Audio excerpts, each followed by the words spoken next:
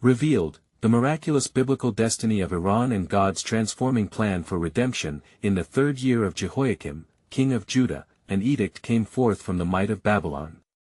Young men of noble birth were taken, strong and handsome, and among them was a girl named Esther, raised by her cousin Mordecai. The kingdom had changed hands, now Persia held sway, and the grand city of Shushan stood as its jewel. Within the vast and magnificent palace, a tapestry of intrigue wove through the air, thick with plots and whispered conspiracies, a realm where despair clung to the hearts of the Jewish people like shadows at dusk. Esther, possessing a beauty that captivated many, found herself in a perilous position. Clothed in rich silk, a princess of a foreign court, her identity as a Jew was hidden, wrapped securely under layers of royal finery. Despite the splendor that surrounded her, her heart was laden with sorrow. Outside the palace walls, her people languished under the weight of a dark decree crafted by Haman, the king's trusted advisor, whose wicked scheme sought to annihilate the Jews. Whispers of despair traversed the streets, foretold by the stirring cries of the Hebrew heart, longing for divine intervention. Mordecai, ever watchful, sent Esther a message that burned with urgency. "Do not think to yourself," he warned through clenched fists, "that in the king's palace you will escape any more than all the other Jews. For if you keep silent at this time, relief and deliverance will arise for the Jews from another place, but you and your father's house will perish. And who knows whether you have not come to the kingdom for such a time as this?"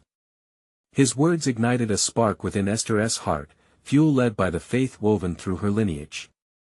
The covenant of Abraham echoed in her soul, compelling her toward a greater purpose. How could she confront the king? But duty filled the void of her fear. With unwavering resolve, she summoned her fellow Jews to fast for 3 days, prayers like sweet incense rising toward the heavens, beseeching Yahweh for guidance and favor in her impending endeavor. As time slipped by, the moment of truth loomed nearer.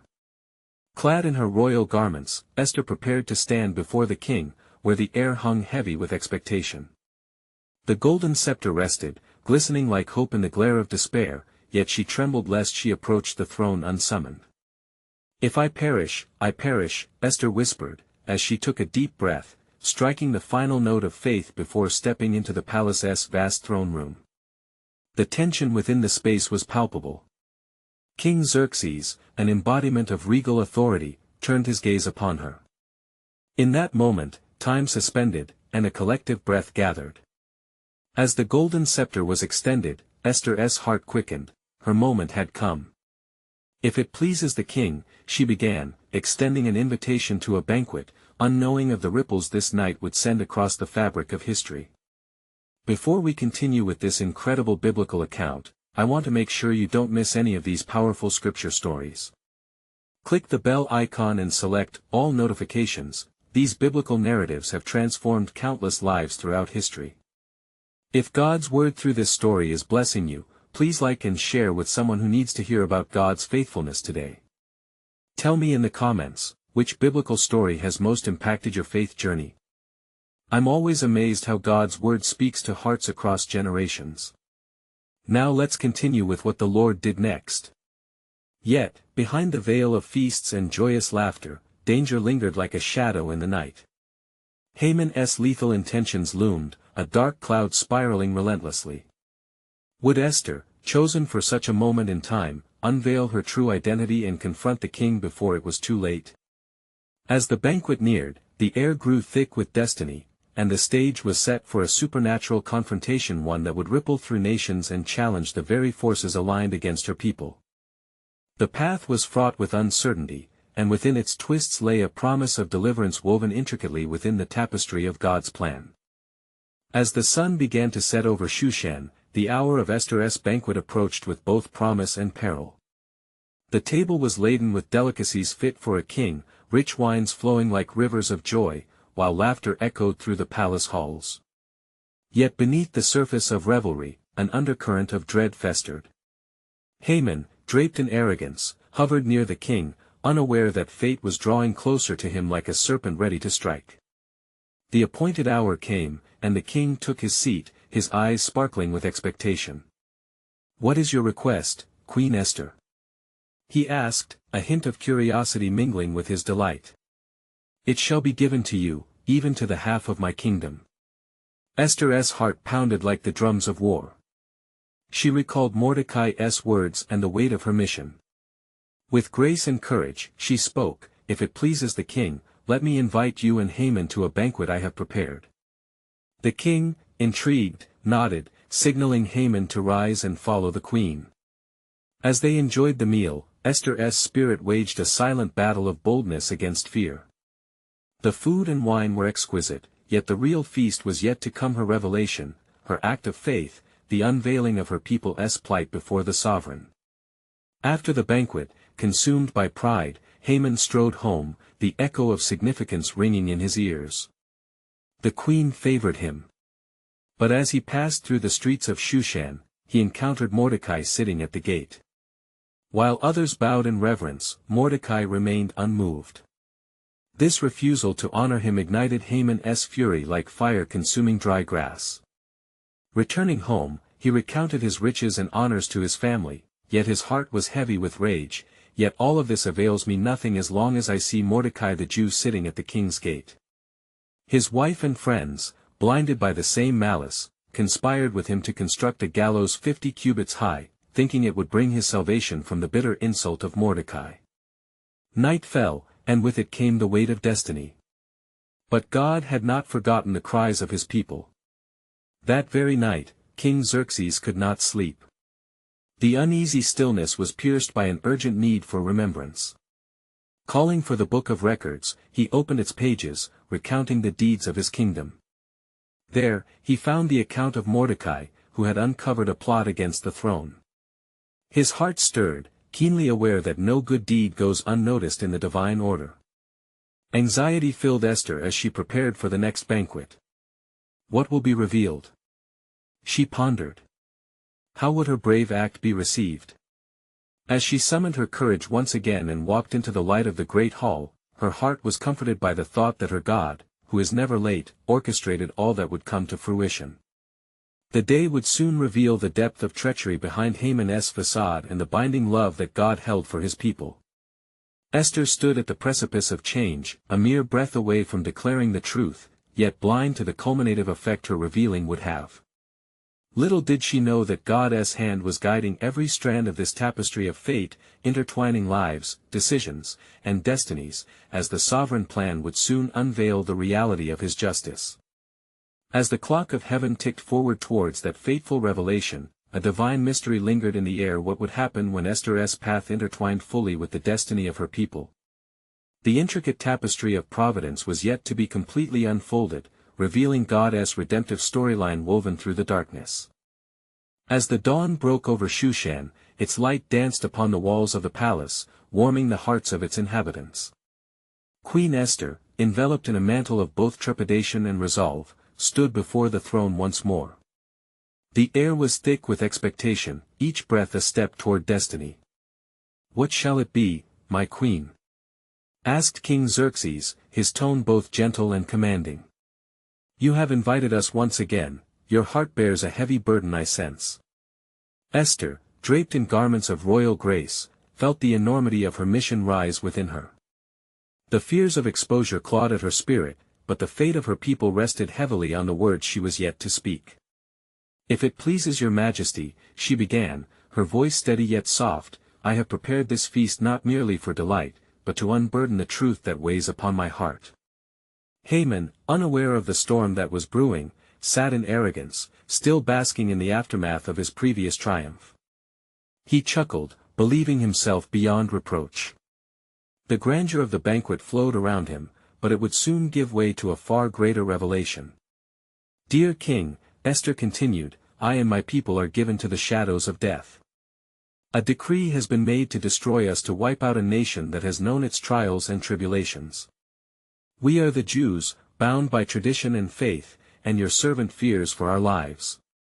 Her eyes, radiant with tears, found their mark upon the king's countenance, seeking his empathy and power. The king's heart sank as the gravity of her plea struck him. "Who dares to threaten your people?" he thundered, rage flickering in his eyes. And where is this wicked man who holds such evil in his heart? Esther turned her gaze towards Haman, who sat stunned as the noblewoman unveiled the truth of his treachery. This man, O king, is Haman, the Agagite. He has sought to destroy my people, your faithful subjects, for he believes himself above all. Her voice, charged with righteous indignation, resonated through the hall. The room buzzed like a hive disturbed, whispers edging toward a frantic crescendo. Haman paled, his arrogance shattering into a million pieces, but he clutched at the tattered remains, trying to reclaim his dignity. "Is it true, Haman?" demanded Xerxes, ablaze with fury. "Please, my lord," Haman stammered, desperation seeping through each word. "I knew not she was a Jew. I acted upon the counsel of others, it was a matter of pride, not of malice." Yet the weight of his deceit was laid bare before the king, who could not unsee the villain standing in his presence. At that moment, the threads of divine justice began to tighten around Haman. With swift and pointed ferocity, Xerxes commanded, "Let him be taken away. Build the very gallows he hath decreed for Mordecai." The king's edict rolled forth with the force of the heavens, proclaiming divine judgment upon the wicked. As chaos erupted around Haman, Esther breathed a sigh of relief mingled with awe, feeling the palpable presence of God's providence swirling through the air. Her heart quickened with the knowledge that in her act of faith, a reversal had begun. Yet, amid the upheaval, Esther remained watchful, aware that the battle for her people's deliverance was far from over. With prayer and humility, she understood she had merely opened the door to God's redemptive purpose. As the gallows arose into the skyline, the sobering reality of their plight lingered. What would this divine confrontation yield? God's sovereign plan was unfolding, yet the tapestry was still being woven. And as the sun dipped lower, casting shadows upon the kingdom, the whispers of destiny promised that the story of Esther, Mordecai, and the destruction of Haman was but a chapter in the saga of divine deliverance, as the unfolding narrative of restoration and hope awaited revelation. As the evening shadows deepened over Shushan, the atmosphere was thick with a mixture of dread and anticipation. Esther, her heart still racing from the confrontation, felt a divine promise stirring within her. The king's outrage at Haman's treachery had sent waves of hope coursing through her, yet she felt the weight of her people's plight hovering over her soul, seeking resolution. In the absence of Haman, the courtiers murmured among themselves, expressing disbelief at the dramatic turn of events. They looked upon Esther with reverence, for she had laid bare the truth, confronting the darkness that threatened to engulf her people. Yet, as the guarded doors to the palace closed, sealing away the chaos, a solemn quiet descended, leaving Esther alone with her thoughts. "Lord of hosts," she whispered, her spirit yearning for wisdom, "what is to become of my people? In what manner will your name be glorified through our deliverance?" Her plea rose like incense, hovering in the silence of the great hall, seeking an answer from the one who holds the hearts of kings. Meanwhile, King Xerxes brooded upon his throne, still fuming over Haman's betrayal.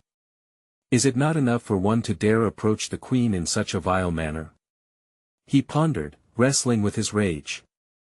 How could a man so favored turn against those who serve him faithfully? Could he have duped us all? His heart, encumbered by distrust, sought resolution as he gazed out over his vast kingdom. Yet, unbeknownst to Xerxes, the wheels of divine providence had already begun to turn. In the private chambers of Haman, fear gripped the heart of the fallen. As he awaited his doom, he recalled a prophetic dream, one that a wise elder had once shared with him of a royal deliverer who would rise and vanquish the enemies of the covenant people. Doubt gnawed at him, whispering treachery into his ear as visions of his violent end danced before his mind's eye. Outside the palace gates, a figure stirred among the shadows. Mordecai, Esther's kinsman and guardian, had been fervently praying for direction. The words of the scrolls, passed down through generations, had not left him, for if you keep silent at this time, relief and deliverance will arise for the Jews from another place, but you and your father's house will perish. And who knows whether you have not come to the kingdom for such a time as this? Esther 4 verse 14 ESV. This divine message echoed through his heart, urging him to prepare for the next phase of God's plan. Then, suddenly, a royal messenger burst forth, breathless and filled with urgency. Mordecai. Haman has fallen from grace. The decree he issued against your people has been overturned. You are called before the king, she declared, her eyes reflecting the hope that rekindled in the depths of his soul. Overwhelmed by the sudden shift in fate, Mordecai rushed to the palace, invigorated by a newfound purpose. His thoughts danced with the exhilarating possibility of advocating for his people. Perhaps this was the moment foretold. Esther's heart, still trembling before the throne, awaited the next chapter of God's spectacular plan to unfold. With each passing moment, she felt a deeper conviction to act, knowing that her influence had only begun to ripple through the court. Would the king honor her petition for her people? The heavens remained silent, yet Esther was resolute, for she sensed the invisible threads of destiny weaving towards a larger tapestry. What lay ahead could lead to redemption or despair, a choice yet to be made. As Mordecai entered the hall, Esther turned her gaze towards the heavens, asking quietly, "What have you prepared for us, O Lord? What legacy of faith shall be unveiled in the days to come?" And as she sought clarity amid uncertainty, a divine whisper echoed through her soul, "The time has come for God's promise, and what you have yet to understand is that deliverance is on the brink of revelation." As the dawn broke over Shushan, the sun's rays pierced through the remnants of night, shedding light upon the palace grounds. Esther rose early, her heart still heavy yet buoyed by the whisper of God's promise. The air was thick with expectation, as if the very fabric of the kingdom was anticipating the unfolding of divine purpose. Mordecai stood at the entrance to the palace, his eyes scanning the horizon, burdened with the weight of his people's fate. The promise of deliverance lingered in his heart, urging him to seek the king with boldness. "O Lord of Israel," he prayed silently, "may your hand guide our steps this day and grant us favor in the sight of our sovereign." With each passing hour, the court began to fill, the sounds of the bustling city echoing outside the marbled walls, juxtaposing the somber reality of the Jews in Shushan. As Esther prepared herself, she recalled the words of her beloved uncle. "You have come to the kingdom for such a time as this." She understood that her moment was both a privilege and a burden, and she must step into the role of intercessor for her people. In the throne room, King Xerxes awaited, still grappling with the remnants of his fury against Haman. Royal advisors flitted around him like moths around a flame, each presenting their counsel, yet the king's heart was troubled. What must be done to ensure the safety of my queen and her people? He pondered, yet their whispered suggestions fell upon deaf ears, for his gaze was fixed upon the door, waiting for Esther's entrance. Esther, dressed in her finest attire, approached with a vigor unbeknownst to her. She embraced the uncertainty with faith, invoking courage from the depths of her being. As she stepped into the presence of the king, the air shifted, heavy with a profound anticipation.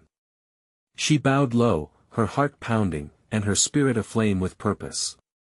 "Queen Esther," Xerxes beckoned, his voice softened, "what is your request?" "It shall be given to you, even to the half of my kingdom."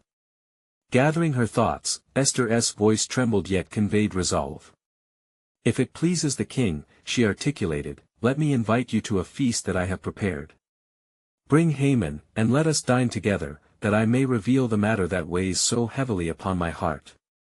The king, intrigued and assured that he would receive insight into the darkness that had overshadowed his court, agreed eagerly.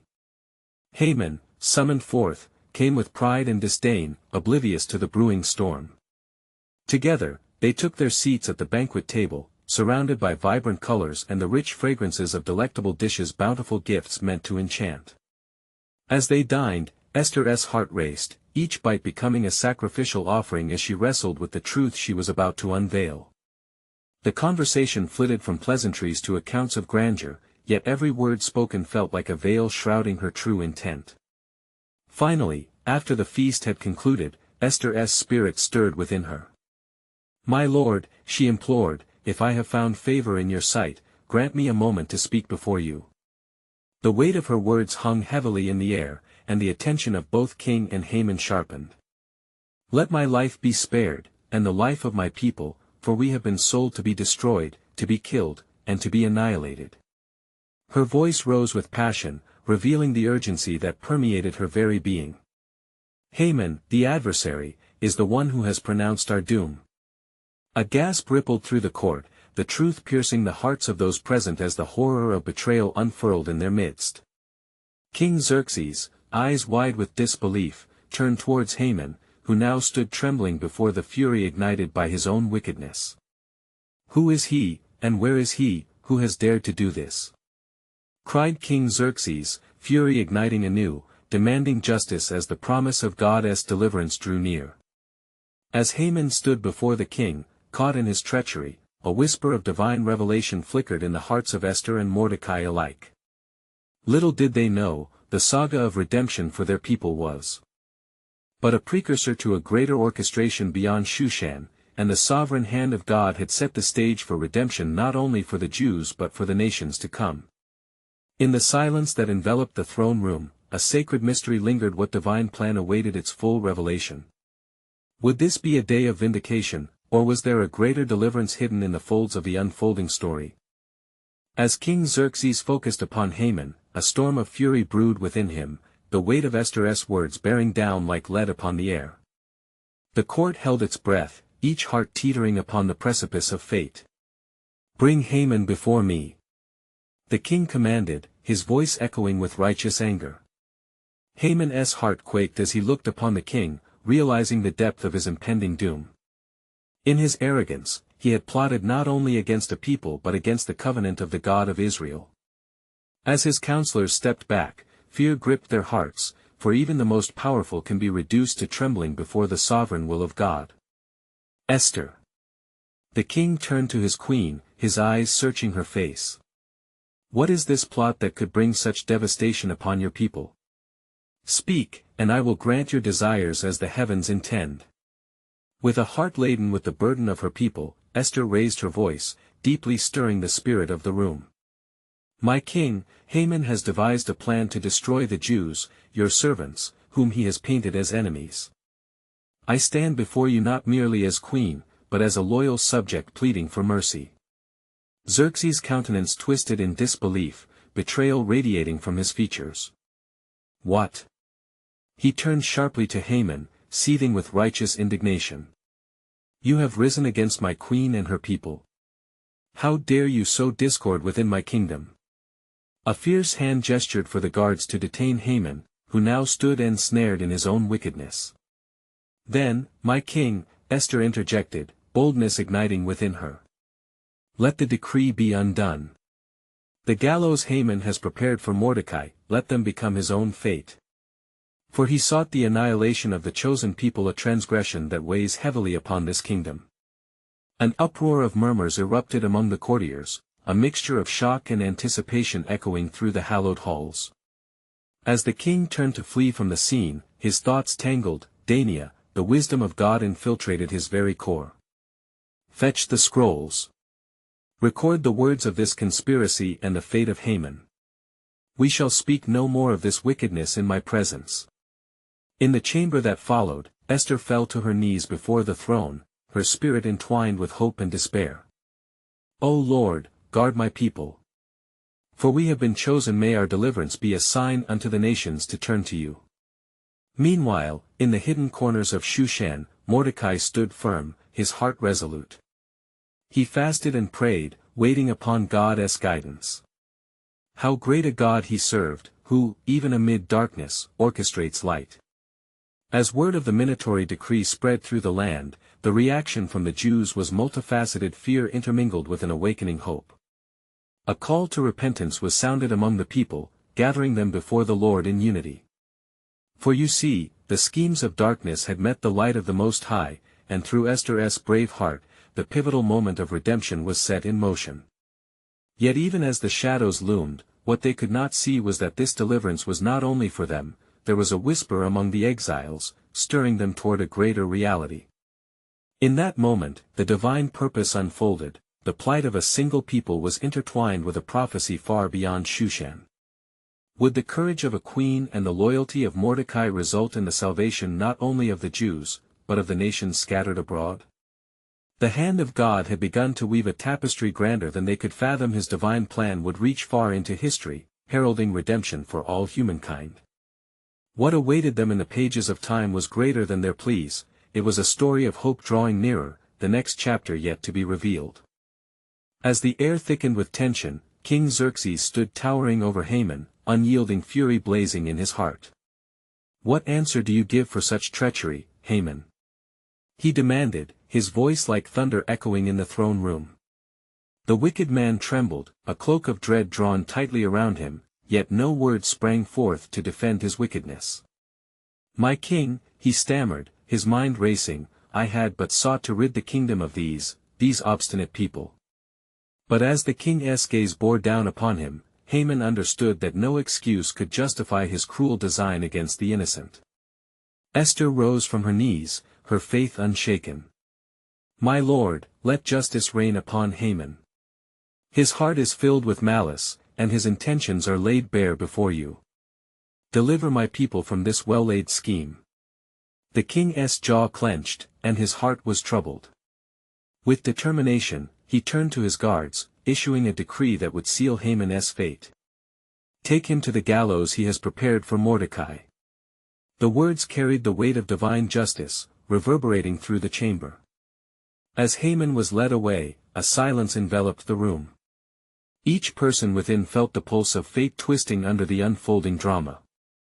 The resolve of Esther ignited a flame of hope among the Jews, while a deep meditation on their faith echoed throughout Shushan. Many began to cry out to the Lord, pleading for mercy and deliverance as the weight of impending doom lifted with the fall of Haman. In the secret corners of the palace, Mordecai was wrought with fervent prayers. The Spirit stirred within him, illuminating visions of what was to come, a great deliverance, not only for the Jews but that the whole world might witness the power of the Most High through their redemption. "We shall testify to the nations, O Lord," he proclaimed. "For your hand is upon us, and through our trials, your glory shall break forth." As the sun dipped low, sealing the day with its golden light, a peace settled like dew upon the land. Esther gathered her strength, and with unwavering resolve, she set forth from the palace towards the streets. Her people, now moved to faithful supplication, filled the air with cries to the God of Israel. They lamented together, seeking forgiveness for their waywardness, recognizing that their survival hung not merely upon a queen's bravery but upon the faithfulness of the Almighty. Yet in the hidden chambers of Haman's heart, despair took root like a poisonous vine. "What have I done?" his thoughts echoed, darkness seeping into his very soul. The vision of his gallows became a haunting reminder of his arrogance, and the derision of those he sought to destroy loomed over him. Meanwhile, the providential hand of God worked miraculously, nudging Esther toward a path she had yet to fully see. "Gather all the Jews," she commanded, and they began to assemble in readiness to face the trials ahead, united in prayer and commitment to seek the Lord's favor. Little did they know that this was a turning point, reverberating beyond the walls of Shushan, destined to alter the course of history. For the God of Israel had plans that transcended their immediate plight, a greater narrative woven within the very fabric of time, where the deliverer was to be revealed. But as night fell upon their besieged hearts, an air of anticipation filled the atmosphere, narrating a tale that would extend through generations. What they earnestly awaited was not just their freedom but a prophecy unveiling an intricate dance of redemption that had long been in motion. Would Esther and her kin see this truth unfold? The next chapter of their story beckoned, tinged with divine reverence, and an inexplicable promise whispered through the ages. The time was near for the seed of hope to be sown, heralding a divine deliverance that would reach the ends of the earth. As dawn broke over Shushan, its light pierced through the shadows that clung to the heart of the city. The air was thick with expectation, and Esther, now emboldened, felt the weight of her people's hope resting upon her shoulders. She approached the gathering of Jews, the fervent cries of prayer still echoing in her ears. "Hear me, my brethren," she called, her voice steady and resolute. "The God of our fathers hears our supplications. Today, we shall witness his mighty hand at work." With hands raised to heaven, the people responded, "Amen. Our God is our strength. He shall deliver us." In that moment, unity flourished among the assembly. Their voices became a symphony of faith praises woven with laments daring to believe in salvation. And as they prayed, the Spirit of the Lord stirred mightily within them, igniting a courage that flowed like a river among the hearts of the faithful. Esther's spirit soared, yet beneath her confidence lay an abiding fear. What shall become of us? She pondered silently. And what of my beloved Mordecai? Will he yet see the day of our deliverance? She turned to face the rising sun, whispering a prayer for strength. O Lord, guide my steps. Let my actions reflect your will, that I might lead my people to your salvation. Across the city, Haman, cloaked in despair, discovered that the gallows he had built for Mordecai now became his own undoing. As he faced the impending execution, he felt the sting of divine judgment. What do I behold? He muttered, trembling not just at the prospect of death, but at the weight of his sins. I sought to extinguish the light of a people, but found only darkness for myself. His heart, once filled with pride, now lay broken and contrite, dimly grasping the truth of God's justice. Meanwhile, in the palace, King Xerxes wrestled within, tormented by mounting guilt. The events of the previous days clashed with the commandments of righteousness that echoed in his conscience. He recalled the loyalty of Mordecai, the righteous man who had saved his life, and now he felt the shift of fate against him. Shall a king suffer a loyal subject to be sacrificed? He pondered aloud. Thus, he called for his scribes. Let us remedy what has been decreed.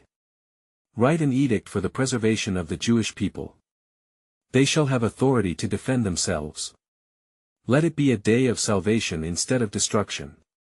In that moment, heaven aligned with earth, the hand of the Almighty moved unseen yet powerful, orchestrating the very deliverance Esther had prayed for. With each stroke of the quill, hope poured forth like fresh water in the dry land. As the news spread among the Jews, jubilation erupted, a holy shout rising to the heavens. The Lord has turned our mourning into dancing. They proclaimed joyfully. Their grief and anxiety transformed into joy and rejoicing as they embraced their newfound hope. Yet in the echo chamber of their victory, a deeper purpose loomed, a divine plan wrought through trials that transcended Shushan, beckoning nations towards a promise yet revealed. Esther, spirit framed by the revelation of the moment, felt the deep stirrings of destiny awaken within her. Lord, what is this unfolding tapestry? She implored quietly. For who am I but a vessel in your hands? An answer lingered in the air, filled with mystery and wonder, for I am about to show you my glory, and through this deliverance, the nations shall behold the work of redemption. The gloom that rested heavily upon Shushan gave way to a dawning light, a prophetic seed planted with intent. The day was drawing near when God's promise would ripple outward, binding the fragments of humanity together under his sovereign reign. What more could be in store for a people so chosen? The answer lingered just beyond the horizon. A divine revelation awaited, pregnant with promise and hope. And it came to pass that in the days following the edict, a heaviness lingered still over the streets of Shushan, for although they had received the promise of salvation, uncertainty haunted the hearts of many. Esther sensed this shadow, a reminder that faith must be tested through trials. In the palace, as the sun climbed high, the radiance of the day could not dispel the anxious thoughts weaving through Esther's mind. How shall we prepare? She whispered to herself as she looked upon her reflection in the polished waters of the garden pool. Our deliverance is at hand, yet the heart of man is so easily beset by fears. That night, as Esther reclined upon her bed, the whisper of the Lord fell upon her like a gentle breeze. Fear not, for I am with you, my plans are not thwarted by the schemes of men. The words flowed like living water into her soul, igniting a boldness she thought long buried. She rose in prayer, and with fervor, she sought the Lord's guidance, lifting her supplications for her people, her family, her own beloved Mordecai. Meanwhile, across the city, Haman's heart trembled in the grip of despair. As he prepared for his execution, he wrestled with his guilt, recalling the wise words of his own wife, Zeresh, who had once warned him of his folly. Surely, there is no advantage in seeking to destroy the righteous, he lamented, feeling the weight of his own malevolence. The very gallows I built for Mordecai shall boast my ruin. In the halls of the palace, King Xerxes called for a meeting with his council, his face drawn and serious. Have I not been a ruler of justice? My decree was given in haste and wrought with much folly. We must stand firm as a nation united, not divided by hatred. The king's heart burned with new resolve. I shall summon Esther, that she may counsel me. As the king sent for her, Esther, emboldened by prayer, awaited the summons with her heart brimming with purpose. For such a time as this have I come to the kingdom, she murmured, her faith revived. Upon entering the royal chamber, she saw the king sitting upon his throne, his eyes weary yet alive with a flicker of hope. What is your request, Queen Esther? He beckoned. You strike a balance of beauty and courage, let your heart speak. Esther, trembling yet determined, approached the throne. O king, if it pleases you, may I plead for the lives of my people? A decree has been sent forth to annihilate us. But I stand here, not merely as your queen, but as one of the Jews, the lineage of Abraham, Isaac, and Jacob. Decree a day of defense, let us be saved from this impending doom. At her words, the air surged with tension. The king's brow furrowed as he recalled the edict he had authorized. Who is responsible for this wicked design? He demanded, rage flaring within him. It is Haman, the adversary, who sought this destruction, Esther revealed, her voice unwavering. He wished to extinguish our light for his own gain. The hands of the king gripped the arm of his throne, and he called forth Haman. The room fell silent as the man entered, his visage pale and filled with dread. You dare approach your king with such treachery? Xerxes thundered, as realization dawned upon him like an approaching storm. Desperation consumed Haman, and he stumbled toward Esther, pleading for mercy. Forgive me, he cried. I have been blinded by my hatred. Spare me. Yet in that moment, the memory of Mordecai's fidelity burned within the heart of Xerxes. You sought to destroy the innocent, and the Lord of the Jews stands as their defender. His voice thundered, echoing the wrath of something greater than mere kingship. And so, as the tension snapped like a taut string, the seeds of divine justice took root deeper than any man could design. For in the divine weave of this tapestry, a greater revelation loomed, a plan not just for Shushan, but for all nations, weaving hope through the fabric of humanity. The Lord said, Greater is the work I shall do through this deliverance. A wave of redemption shall flow across the lands, gathering to me my children from every tribe and every tongue. What then shall come of Haman's treachery? What unfolding promise lies on the horizon of God's sovereign work? The answer loomed in the hearts of the faithful. It would awaken a truth all creation would witness, a glimpse of glory yet to be revealed. As twilight descended upon Shushan, the echo of moments past hung heavily in the air, filled with solemnity and hope. The cries of a nation seeking deliverance resonated through the streets, unwavering in their faith. Queen Esther stood resolute, her heart aflame with purpose. For the time had come, she was to reveal not only the peril facing her people but the enduring faithfulness of God. Gather the people, she commanded, her voice steady. Let us display our unity before the Lord and beseech him for mercy. And so, the gathering commenced, as Jews from every corner of the city filled the streets, mothers, fathers, children, each heart beating in unison under the weight of their pleas. Lord, hear our cry. Rescue us. The sound was a powerful symphony, evoking the very essence of their forefathers' prayers. In the hallowed halls of the palace, King Xerxes had summoned Haman to face the consequences of his wickedness. Your wicked plot has been laid bare before me, he thundered, his voice thick with righteous indignation. You sought the annihilation of my faithful subjects. You presumed to extinguish the very light of their covenant with the Almighty. The court gasped as the truth hung palpably in the air. Haman, now stripped of his pride, fell to his knees, his arrogance withering. Spare me, O king, he pleaded, desperation flooding his voice. I was deceived by the counsel of my own folly. Let me retract my decree. Yet, the majesty of divine justice had taken root.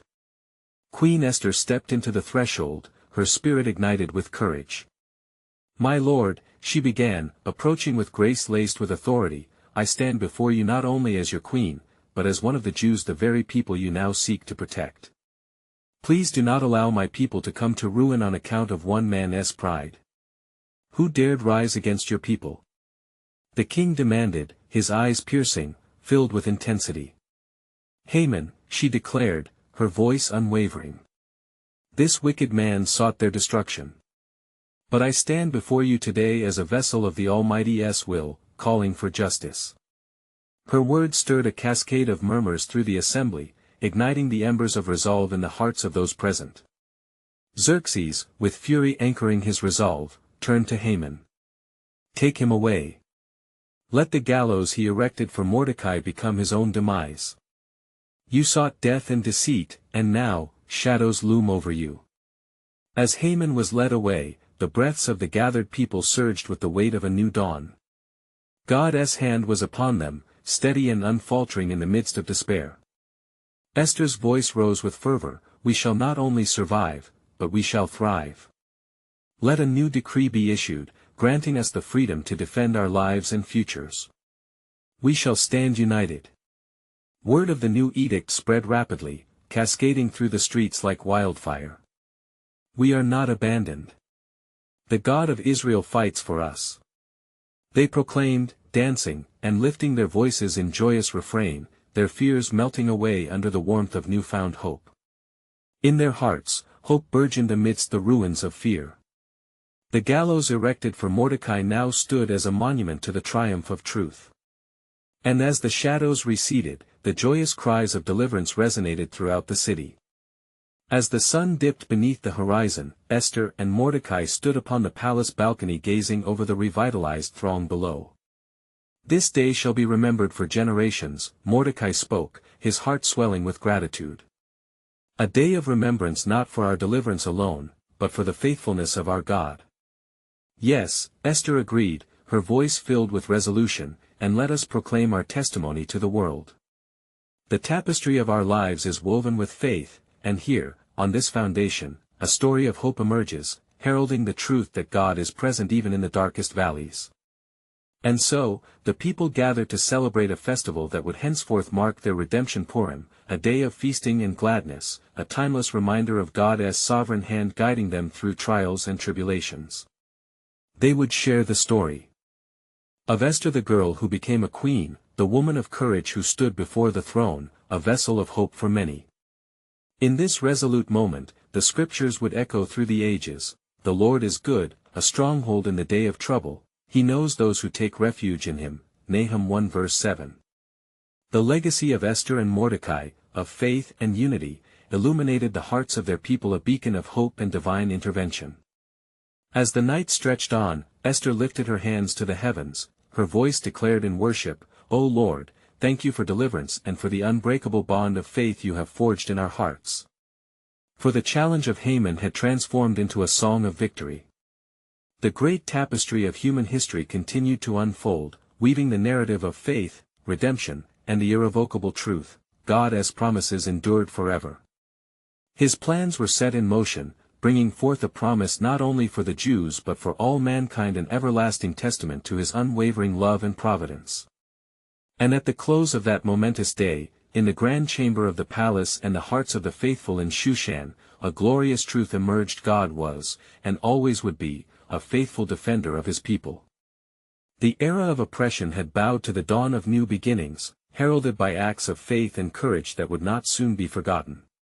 Now, as we are reminded of the power of prayer, the influence of courage, and the glory of deliverance, let us also take action in our own lives.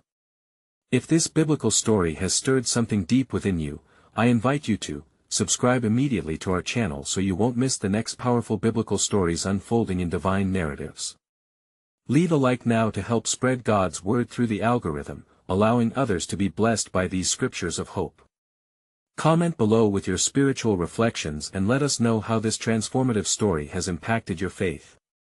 And don't wait even one more second to share this video with at least 5 friends who need to hear God's truth and experience the very real, transformative power of His love in their lives. This is the moment to help spread biblical truth, and together, we can reach more souls for Christ.